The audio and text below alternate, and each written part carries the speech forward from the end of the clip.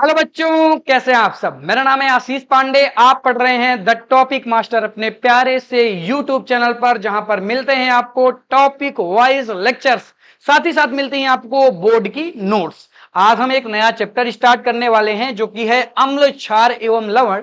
बहुत ही important chapter है। Complete chapter के टॉपिक वाइज लेक्चर्स हम आपको देंगे, साथ ही साथ हम आपको बोर्ड की नोट्स देंगे और प्रीवियस ईयर में किस टाइप के क्वेश्चन पूछे गए हैं और कैसे सोल्यूशन उनका लिखना है, ये सारी चीजें हम आपको सिखाएंगे जैसे हम सिखाते चले आ रहे हैं। ऑलरेडी बहुत सारे चैप्टर्स हमारे यूट्यूब चैनल पर अपलोडेड हैं, जाकर विजिट कर सकते हैं। आइए स्टार्ट करते हैं इस चैप्टर को। जब मैं इस चैप्टर की बेटा स्टार्टिंग करता हूं तो सबसे पहला लेक्चर जो आज मैं आपके साथ लेने वाला हूं वो है सूचक के बारे में, इंडिकेटर्स के बारे में। आज मैं आपको सिखाऊंगा कि सूचक क्या होते हैं, इंडिकेटर्स क्या होते हैं। वेरी इंपॉर्टेंट टॉपिक है और इससे बोर्ड एग्जाम में कई बार क्वेश्चन पूछे गए हैं, जैसे लिटमस पेपर से कई बार पूछा गया है। अब ये होते क्या हैं एक्चुअल में, किस तरह से एसिड बेस और सॉल्ट आए, यानी अम्ल, क्षार और लवण बने, और कैसे हम चेक करते हैं कि कौन सा अम्ल है, कौन सा क्षार है, कौन सा लवण है, आज हम सीखेंगे इस छोटे से लेक्चर में बहुत ही शानदार तरीके से। और मैं आपको दूंगा बोर्ड की नोट्स, केवल आपको स्क्रीनशॉट लेना है और अपनी अपनी नोट्स में अच्छी तरीके से छाप लेना है और उसी से रिवीजन करना है ताकि आपके बेहतर नंबर बेटा आ सके। तो आइए स्टार्ट करते हैं फिर आज के इस प्यारे से लेक्चर को।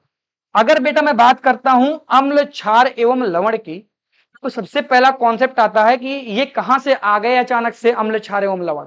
तो क्लास 9th में जरा ध्यान दीजिएगा, क्लास 9th में आपने पदार्थों के बारे में पढ़ा होगा। किसके बारे में पढ़ा होगा? पदार्थों के बारे में पढ़ा होगा। और क्लास 9th में ही आप यौगिक के बारे में भी पढ़े होंगे, यौगिकों के बारे में भी आपने पढ़ा होगा।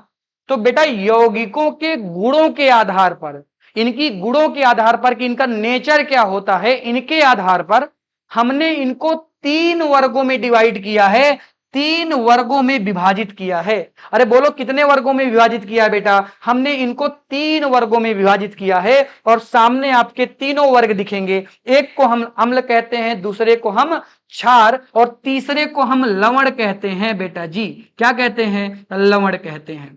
अगर मैं अम्ल की बात करता हूं तो इसको इंग्लिश में हम एसिड कहते हैं, इसको इंग्लिश में हम बेस कहते हैं और इसको हम इंग्लिश में सॉल्ट कहते हैं। आपको कुछ चीजें इंग्लिश वाली आनी चाहिए, एटलीस्ट इतना पता होना चाहिए कि एसिड का मतलब होता है अम्ल, बेस का मतलब होता है क्षार और सॉल्ट का मतलब होता है लवण। क्या आप ये समझ पाए कि अम्ल, क्षार और लवण कहां से अचानक से आ गए? बेटा यौगिकों को गुणों के आधार पर बांटा गया है और 3 समूह इनके बनाए गए, अम्ल, क्षार और लवण वहीं से आते हैं। ठीक है, अब आ जाओ आगे बढ़ते हैं और अब हम सूचक की बात करते हैं कि सूचक क्या होते हैं। नोट्स बेटा साथ साथ में आपको मिल रही हैं, आपको केवल और केवल स्क्रीनशॉट ले लेना है। अभी मत लीजिएगा, पहले मैं एक बार पूरी कंप्लीट नोट्स लिख दूं, फिर आप स्क्रीनशॉट इसका एक बार ले लीजिएगा। ओके ठीक है, आइए लिटमस के बारे में सीखते हैं, मेथिल ऑरेंज के बारे में सीखते हैं और फिनोप्थेलिन के बारे में सीखते हैं। ये हैं क्या? ये सूचक हैं। अब सूचक की डिफिनेशन पढ़ो तो समझ में आएगी बात। ऐसे रंजक, अभी इसका मतलब मैं बताता हूं आपको, ऐसे रंजक जिनका रंग अम्लीय व क्षारीय माध्यम में भिन्न भिन्न होता है उन्हें सूचक कहते हैं। कहने का मतलब यह है कि आपको रंजक का मतलब समझना चाहिए। रंजक का मतलब होता है डाई कर देना, कलर कर देना। अगर मैं कोई किसी पदार्थ को लूं और एसिड में डाई कर दूं, एसिड में रंजक कर दूं और वो अपने कलर को चेंज कर दे, तो मुझे पता चल जाएगा कि ये एसिड है। अभी मैं आपको एग्जाम्पल विथ एग्जाम्पल इस चीज को प्रूव करके दिखाऊंगा। सारी चीजें आपके सामने ही रहेंगी, सब चीजें समझ में आएंगी, टेंशन वाली बात यहां पर नहीं है। अब मैंने कहा कि मुख्यतः जो सबसे ज्यादा यूज किए जाने वाले सूचक होते हैं ना, वो ये 3 सूचक हैं। ये 3 सूचक हैं जो आपके सामने दिख रहे हैं। एक तो है लिटमस, ये एक तरीके का पेपर होता है, यहां पर आप लिटमस पेपर लिख लें, ये एक तरीके का पेपर है। ये एक तरीके का क्या है? पेपर है। ये हो गया लिटमस पेपर, एक हो गया मेथिल ऑरेंज और एक होता है फिनोप्थेलिन। इंग्लिश से लिखा हुआ है, हिंदी कर लीजिएगा, कोई दिक्कत वाली बात नहीं। फिनोप्थेलिन को हिंदी में भी फिनोप्थेलिन ही बोलते हैं, सभी बच्चे लिख लें। यानी यहां पर 3 टाइप के मैंने सूचक लिखे हैं, लिटमस पेपर, मेथिल ऑरेंज और फिनोप्थेलिन। अगर मैं बात करता हूं लिटमस पेपर की, तो अगर आप मार्केट में लिटमस पेपर खरीदने जाएंगे तो जो लिटमस पेपर की आपको 2 स्लाइड वो देगा। एक स्लाइड बेटा जरा ध्यान से समझिएगा, यहीं पर आपका पूरा का पूरा कॉन्सेप्ट है। लिटमस पेपर की 2 स्लाइड मिलेंगी, एक स्लाइड तो रेड कलर की होगी और एक स्लाइड ब्लू कलर की होगी। यानी आपको 2 स्लाइड्स मिलेंगी, एक ब्लू कलर का पेपर मिलेगा और एक रेड कलर का पेपर मिलेगा। अब अगर आप उसको खरीद कर मान लो घर में ले आए, अब आपको चेक करना है कि एसिड और बेस को कैसे चेक किया जाता है सर। तो आपको पहली बात एक पता होनी चाहिए, वो ये है कि आपको यह पता होना चाहिए कि एसिड में कौन से कलर वाला लिटमस पेपर यूज करना है। तो एसिड में हम ब्लू कलर का लिटमस पेपर लेते हैं, यूज करते हैं, और बेस में यानी क्षार में हम लोग रेड कलर का पेपर लेते हैं। अब अगर मैं इस ब्लू वाले पेपर को इस एसिड में ऐड कर दूंगा, इस एसिड में ऐड कर दूंगा, तो मैं देखूंगा कि ये ब्लू वाला जो पेपर है ना, अब ये रेड कलर का हो गया है। अब ये रेड कलर का हो गया है, यानी मुझे पता चल जाएगा कि ये एसिड है। कहने का मतलब ये है कि अगर ये मान लो एक मैंने कुछ भी लिया है, यहां पर मैंने ए लिख दिया, अब मैं पता करना चाहता हूं कि ये जो लिया है मैंने ए, ये एसिड है कि बेस है। तो मुझे क्या करना पड़ेगा, मैं काम करूंगा कि मैं ब्लू वाला पेपर लेकर इसमें डाल दूंगा। अगर ये ब्लू वाला पेपर रेड कलर में चेंज हो जाए, अगर ये ब्लू वाला पेपर रेड कलर में चेंज हो जाए, तो मैं जान जाऊंगा कि ये एसिड है। और अगर नहीं चेंज होता तो बेटा ये एसिड नहीं है। इसी को बेटा सूचक कहते हैं, इंडिकेटर, जो सूचित करे आपको कि ये है या नहीं है। मैंने आपको बताया कि कैसे आप एसिड्स को चेक करेंगे। अब अगर मैं बेस की बात करता हूं, तो बेस को कैसे आप चेक करेंगे। बेस में आप लेंगे रेड कलर वाला पेपर और इसको ऐड कर देंगे, और रेड वाला बेटा आपका ब्लू कलर में चेंज हो जाएगा। यानी लाल कलर वाला पेपर बेटा किसमें चेंज हो गया है, नीले कलर में। अरे इसी को हम क्या कहते हैं, इसी को तो हम टेस्टिंग कहते हैं। यहां पर टेस्टिंग हो रही है। देखो पहले ये रेड कलर का था, जैसे ही तुमने इसको डुबाया एसिड में, ये किस कलर का हो गया, नीले कलर, सॉरी ये नीले कलर का हो गया। यानी हमें पता चल गया कि ये बेस है। तो आपने लिटमस में सीखा कि लिटमस में 2 तरीके के पेपर होते हैं, एक तो रेड होता है, एक तो ब्लू होता है। ब्लू वाला हम यूज करते हैं किसके लिए, ब्लू वाला यूज करते हैं हम अम्लों के लिए। और ये अम्लों में किस कलर में चेंज हो जाता है, ये रेड कलर में चेंज हो जाता है। और इसी तरह मैं रेड वाला यूज करता हूं किसके लिए, क्षार के लिए। और ये क्षार को किस कलर में जैसे डालोगे तो ये नीले कलर में चेंज हो जाएगा। ये बात मैंने आपको सिखा दी, और आई होप ये बात यहीं पर आपने रट भी ली होगी, सारी चीजें रट गई होंगी। एक बार इनको देख लें, जरा ध्यान से देखें इन सभी को। क्या देख लिया क्या, चलो ठीक है, अब हम आगे बढ़ते हैं। अब इसी तरह है बेटा मेथिल ऑरेंज, और भी बहुत सारे होते हैं, लेकिन मेथिल ऑरेंज का भी हम बहुत यूज करते हैं। तो मेथिल ऑरेंज सर कैसे काम करते होंगे। तो मेथिल ऑरेंज में ना एक क्वालिटी है कि अगर आप मेथिल ऑरेंज में एसिड ऐड करेंगे, अगर आप मेथिल ऑरेंज में एसिड्स को ऐड करेंगे, तो बेटा मेथिल ऑरेंज का कलर क्या हो जाएगा, रेड हो जाएगा। लेकिन वहीं पर अगर आप इसमें बेस ऐड करेंगे, तो बेटा ये किस कलर के हो जाएंगे, ये येलो कलर के हो जाएंगे, यानी पीले कलर के हो जाएंगे। कहने का मतलब ये है, जरा ध्यान देना, कहने का मतलब ये है कि अगर मैं कहूं कि ये मेथिल ऑरेंज है, ये मेथिल ऑरेंज है, ये मेथिल ऑरेंज है, मैंने लिख दिया यहां पर। और इस मेथिल ऑरेंज में अगर मैंने क्या ऐड किया, अगर बेटा मैंने यहां पर ऐड किया है अम्ल को, अगर मैंने यहां पर अम्ल को ऐड किया है, तो पूरा सोल्यूशन किस कलर का हो जाएगा बताओ, रेड कलर का हो जाएगा। अरे पूरा सोल्यूशन किस कलर का हो जाएगा, रेड कलर का हो जाएगा। यानी यहां पर जो कलर आएगा वो रेड आ जाएगा। और वहीं पर अगर मैं अम्ल की जगह क्षार यहां पर जोड़ देता बेटा, तो क्षार में ये येलो कलर का हो जाता। यानी हमें देखो पता चल गया, अगर मेरे पास 2 ट्यूब हैं, सपोज दैट मैं लेकर आता हूं, जैसे ये मेरे पास 2 ट्यूब हैं, जरा ध्यान से समझना। मैंने कहा कि इसमें मुझे नहीं पता क्या है और इसमें भी नहीं पता कि क्या है।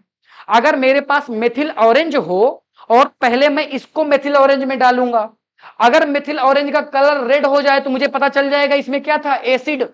और अगर इसको डालूं और मेथिल ऑरेंज का कलर बेटा क्या हो जाए, मेथिल ऑरेंज का कलर येलो हो जाए, तो मैं जान जाऊंगा कि ये क्या है, अरे ये क्या है, बेस है। तो यानी मेथिल ऑरेंज ऐसे काम करता है, इसमें जब सोल्यूशन को आप ऐड करते हैं तो एक कलर को चेंज कर लेता है, और ऊपर लिखा हुआ है कि इसमें अम्ल और क्षार में भिन्न भिन्न कलर आते हैं, और इसी से तो हमें पता चलता है कि कौन सा वाला कौन है। पता चला?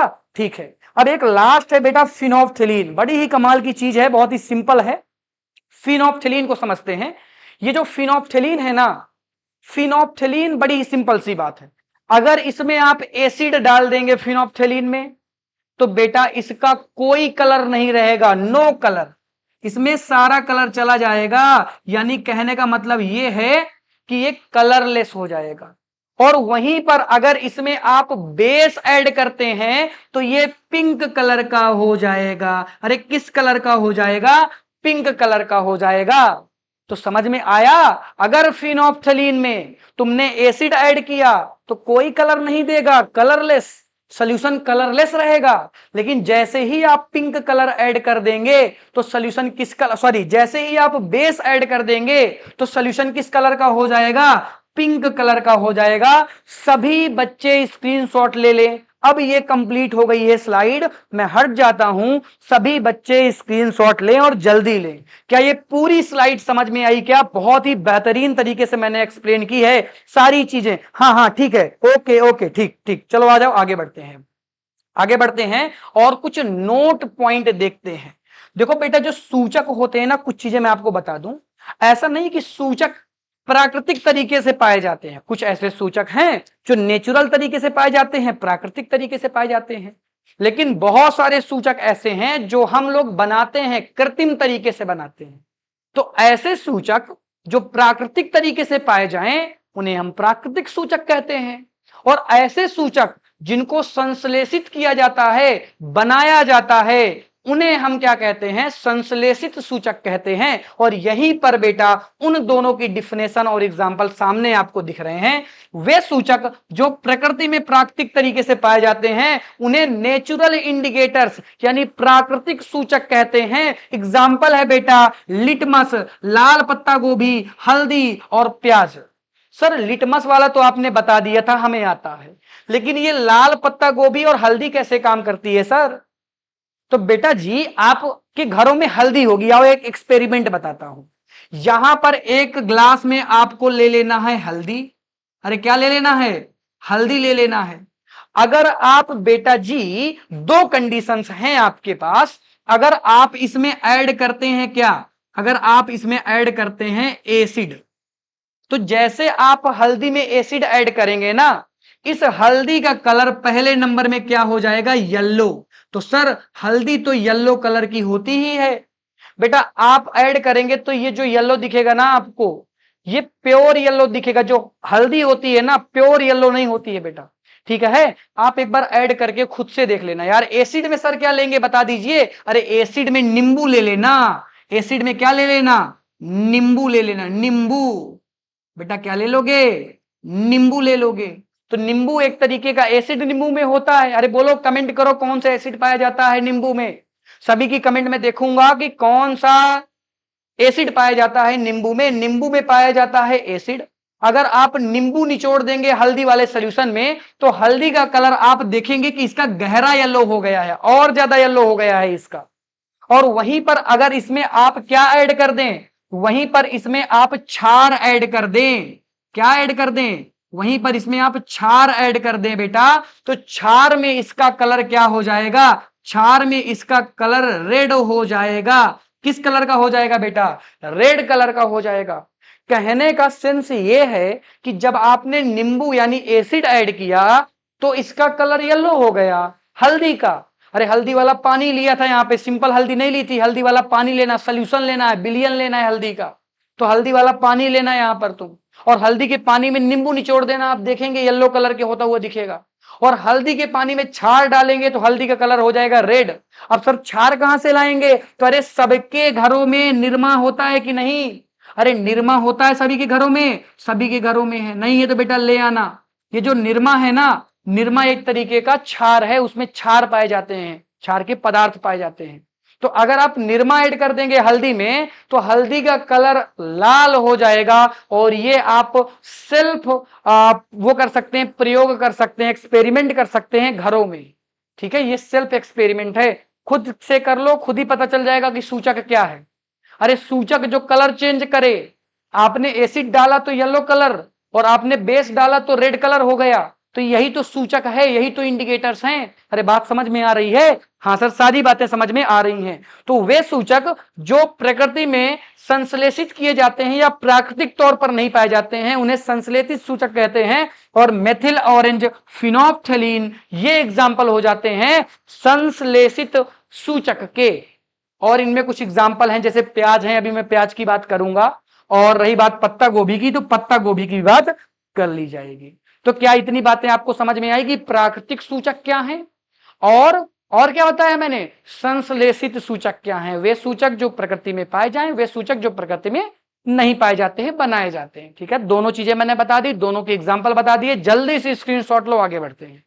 सभी बच्चों ने स्क्रीनशॉट लिया क्या? ठीक है, चलो आ जाओ फिर आगे बढ़ते हैं। अब आगे की चीजों को समझते हैं। तो अब आता है गंधीय सूचक। अभी जो प्याज की बात हुई थी ना, उसी की बात कर लेते हैं। गंधीय सूचक यानी ऑल्फैक्टरी इंडिकेटर्स। तो गंधीय सूचक वे हैं जो गंध में परिवर्तन करेंगे, यहां पर कलर में परिवर्तन नहीं होगा।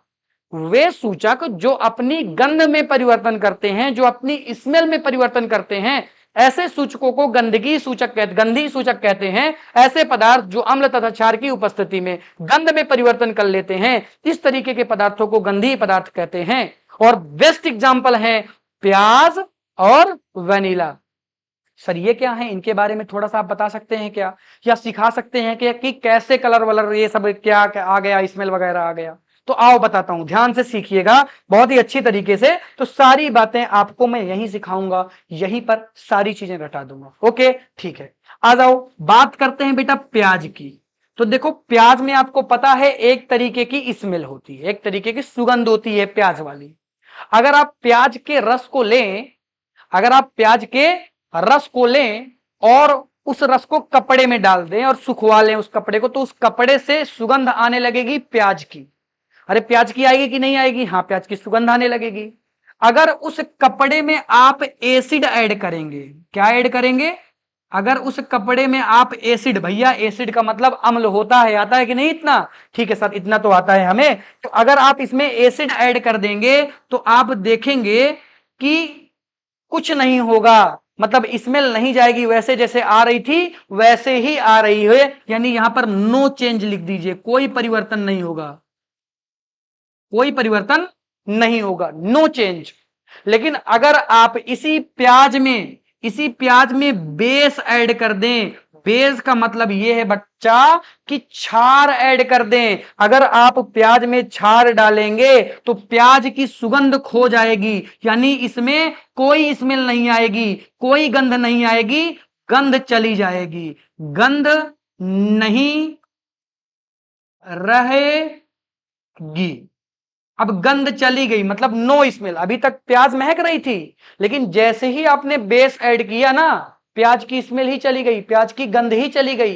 तो ये भी तो एक तरीके का सूचक हो गया ना। इसी तरह वेनिला के साथ होता है। आप वेनिला वाली आइसक्रीम खाए होंगे, और जब खाते हैं तो आपकी आंखें में बंद कर दूं, वेनिला की आइसक्रीम ले आऊं सामने, आपको पता चल जाएगा जो जिनकी फेवरेट होगी कि अरे ये तो वेनिला है, तो उसकी भी एक स्मेल होती है। वो भी ठीक इसी तरह से बेटा बिहेव करते हैं। इनमें एसिड में कोई चेंज नहीं होगा, देखो एसिड में कुछ नहीं होगा, जब इनमें आप बेस ऐड करेंगे ना तब कुछ होगा। अब देखो एक एग्जांपल बता देता हूं। सामने ये मेरे पास एक पदार्थ है ए, ये एक पदार्थ है मेरे पास ए। अब मुझे देखना है, और मेरे पास गंधीय सूचक है प्याज। अब मुझे देखना है कि ये जो ए है ये एसिड है कि बेस है। तो बेटा अगर प्याज की स्मेल ना जाए, रह जाए, प्याज की स्मेल अभी भी आ रही है तो ये एसिड है, और अगर प्याज की स्मेल गायब हो जाए तो ये बेस है। सीधी सी बात है। यहां पर मैंने लिखा एसिड में नो चेंज होगा और बेस में गंध नहीं रह जाएगी, गंध गायब हो जाएगी। अरे गंध क्या हो जाएगी? गायब हो जाएगी, गायब हो जाएगी, गंध नहीं रह जाएगी। इतनी बातें समझ में आ गई? हाँ सर, इतनी बातें समझ में आ गई। तो इसको आप स्क्रीनशॉट ले, आगे बढ़ता हूं। 1 मिनट से कम समय दूंगा मैं आपको स्क्रीनशॉट के लिए। आई होप सभी ने स्क्रीनशॉट ले लिया होगा। आओ आगे बढ़ते हैं, सभी लोग नोट्स बनाते जाएंगे। अब आगे बढ़ने के लिए शायद कुछ है नहीं, तो आई होप आज का लेक्चर आपने एंजॉय किया होगा। ये पहला लेक्चर था इस पूरे चैप्टर का, और ऐसे ही हम कंप्लीट चैप्टर को कवर करने वाले हैं। किसी भी बच्चे को कोई भी प्रॉब्लम हो, कमेंट ड्रॉप करिए। कुछ क्वेश्चंस आपसे मैंने पूछे हैं, जैसे कि मैंने पूछा है कि जो नींबू है उसमें कौन सा एसिड पाया जाता है, कमेंट जरूर करिएगा। हमारे साथ कनेक्ट रहिए, बने रहिए। आपसे मैं मिलता हूं बहुत ही जल्द नए लेक्चर के साथ। Thank you so much for watching. मिलता हूं आपसे। Tata, bye bye.